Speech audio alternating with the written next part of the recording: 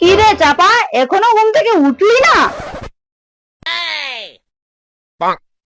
কি হয়েছে মা, এত সকাল সকাল ডাকছো কেন? পরে পরে যে ঘুমোচ্ছিস, দেখেছিস কটা বাজছে?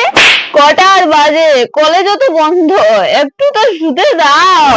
আমি তো সেই ভোরবেলা থেকে উঠে কাজ করছি, মাকে তো একটু সাহায্য করার কথাও ভাবিস না। আমাকে এখন আর ডাকবে না, আমি ঘুমোবো একটু। কি, এখনো আরো ঘুমোবি? 10টা তো বেজে গেল। আমাকে একটু ঘুমোতে দাও, এখন যাও, তুমি বিরক্ত করো না আর। হ্যাঁ হ্যাঁ, ঘুমো, আরো ঘুমো, আমি আর তোকে বিরক্ত করবো না। কিরে চাপা, তুই উঠে পড়েছিস?